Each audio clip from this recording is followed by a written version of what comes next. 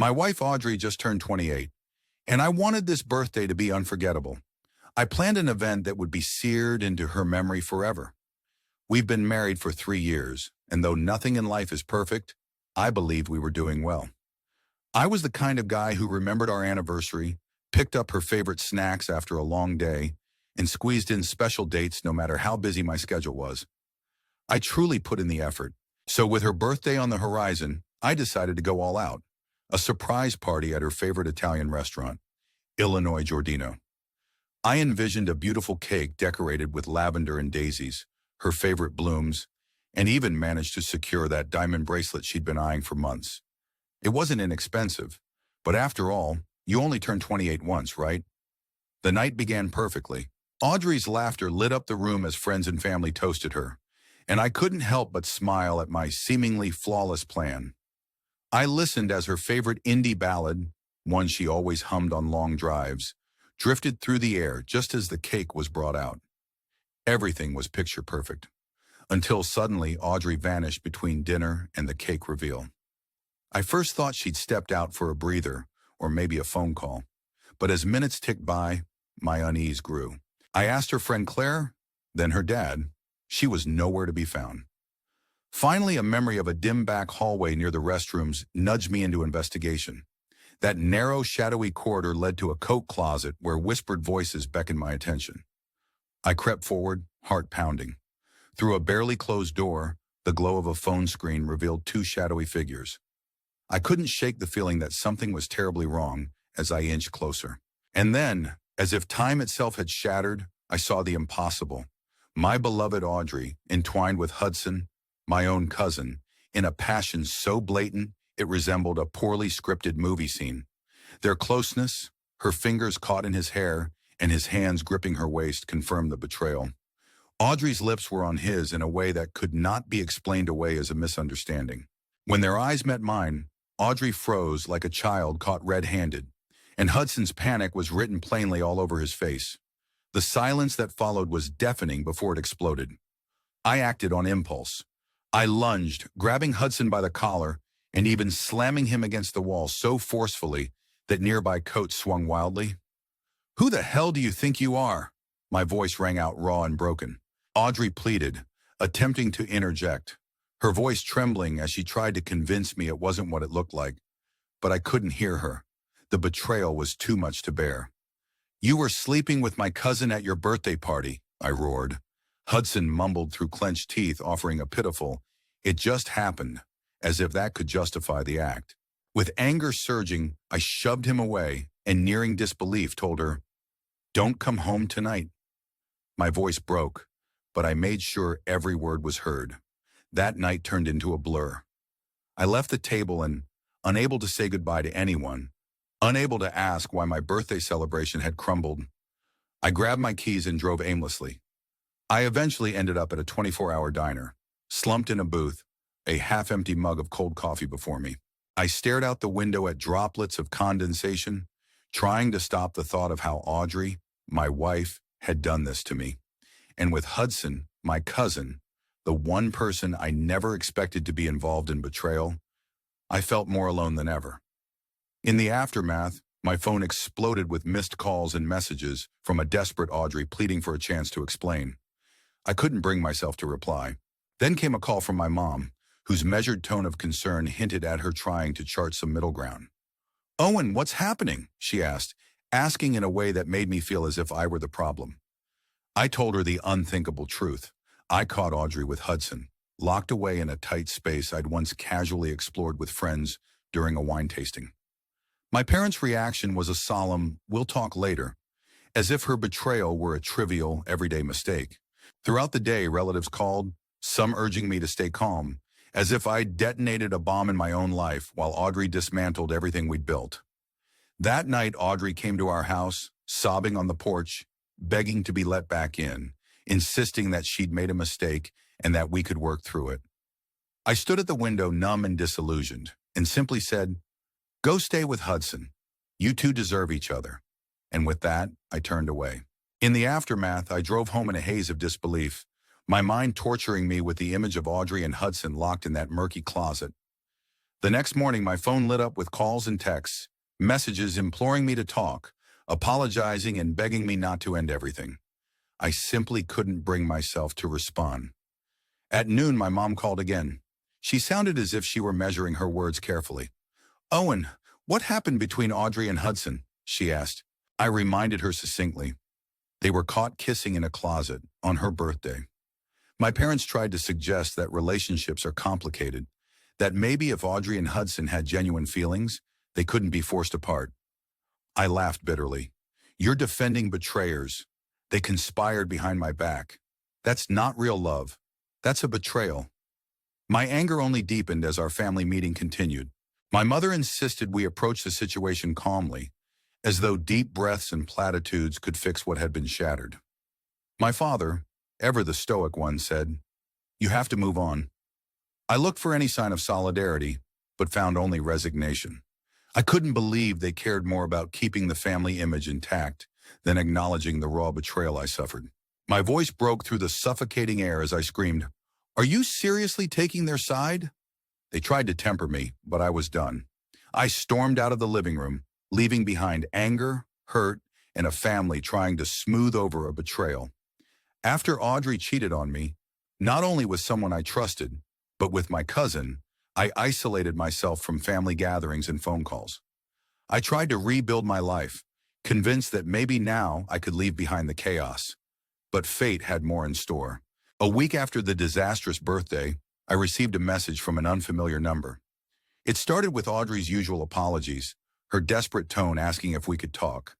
Then at the end it said, "I think I should keep the bracelet." My stomach twisted.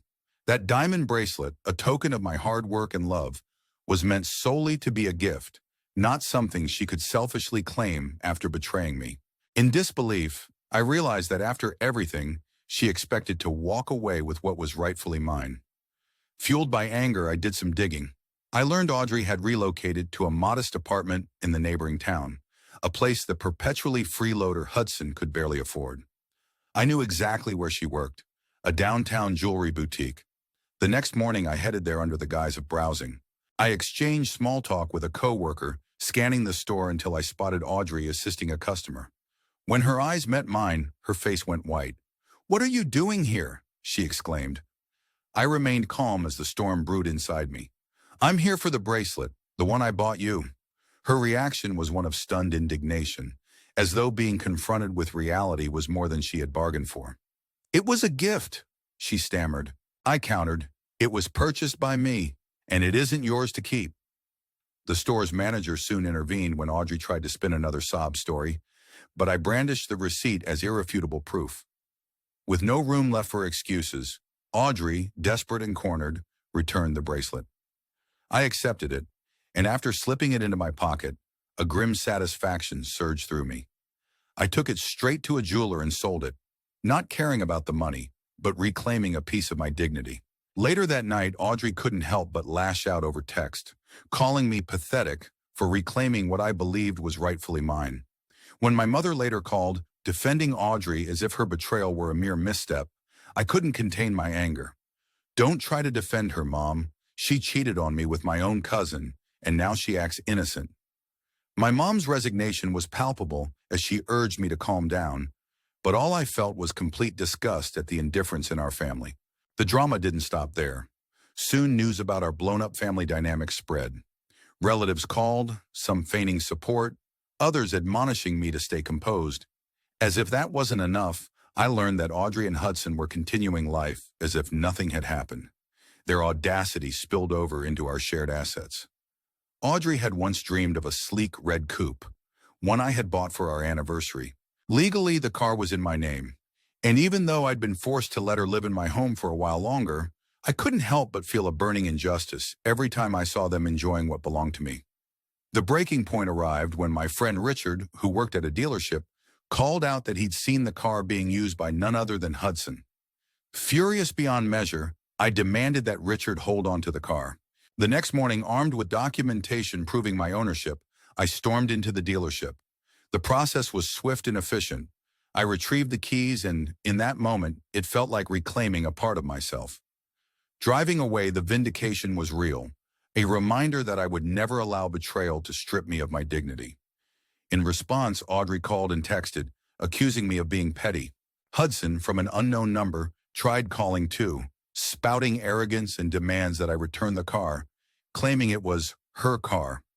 I simply corrected him, reminding him that legally it was mine, and his taunts dissolved into insults as I ended the call, laughing at the absurdity. Later that night, my sister Louisa rang in with news that left me both amused and relieved. "Hudson's losing it," she said, barely containing laughter. He had been telling everyone I stole the car, leaving them stranded without a ride. The absurdity of it all was almost comical. Despite my parents' attempts to convince me that my actions were out of spite, all I could see was that Audrey had manipulated everything to keep control, even with the car and the bracelet as trophies of betrayal. When my younger sister Louisa called, she offered the only honest support I'd felt in weeks. "Aren't you done with their drama yet?" she asked, her tone firm and caring. It was then that I realized even if my parents preferred placating Audrey and Hudson over facing the truth, at least someone in the family understood. Then came the bombshell. Despite Audrey's desperate attempts to justify her actions, she filed for alimony. My lawyer and I prepared an airtight case, text messages, witness accounts, photos from that fateful night. Every shred of evidence laid bare her infidelity, her absence of financial contribution, and the fact that she was now living with someone who wasn't exactly a catch. In the courtroom, as Audrey's lawyer attempted to spin a tale of sacrifice and loss, I quietly presented the truth. She had cheated, and I had been the one to endure the fallout. The judge dismissed her alimony claim with an almost exasperated shake of the head. Walking out of the courtroom felt like a championship win. Justice had been served, but the twist continued. Not long after, news came that Hudson had been arrested, caught red-handed shoplifting electronics from a store full of cameras. My phone buzzed with the details from Louisa, who couldn't help but laugh at the poetic justice of it all. Even my parents, who had once enabled Hudson's selfish antics, were forced to confront his reckless behavior when he tried to borrow money for a new car and was flatly told to figure it out on his own. Every day, I found a little more vindication in these unfolding events. Then came the final act. Audrey, now fully entrenched in her self-made drama, was found calling everyone to bail her out with money for legal fees. My parents, who had for so long shielded her, finally drew the line. Even as Hudson's arrest became hot gossip among relatives and Audrey's desperate claims crumbled, I began to rebuild my life without the weight of their betrayal. I even sold that red coupe and invested in a new truck, a symbol that nothing could steal my dignity. And just when I thought the chapter was closed, fate decided to deliver one last twist. A call from my lawyer brought news that Audrey's legal team wanted to pursue alimony from me. After everything, after infidelity at my birthday party, after attempts to keep both the car and the bracelet that I worked so hard for, the idea was laughable. My lawyer explained that while she could file, the evidence of betrayal and her complete lack of financial contribution made her case untenable. We gathered every text, every piece of photographic proof from that dreadful night, and when the hearing came, Audrey's feeble arguments were met with an unimpressed judge. In the end, her claim was completely rejected. Leaving the courtroom, I felt more than just relief. I felt victorious. A few weeks later, as life began to settle, I received a call from Louisa with one final twist. Hudson and Audrey had broken up.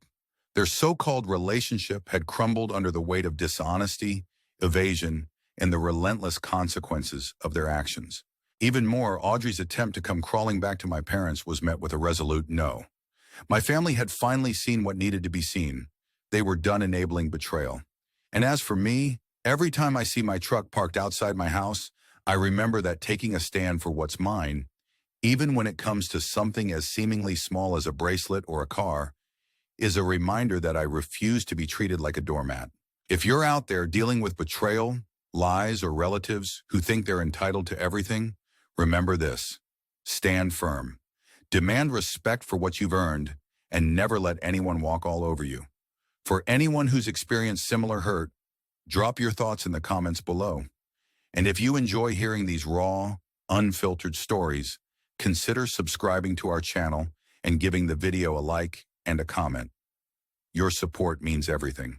I once believed in happily ever after, But after Audrey and Hudson's mess of deceit, all I have now is the sweet taste of justice and a reminder that sometimes karma has a far better ending planned for those who choose to betray you.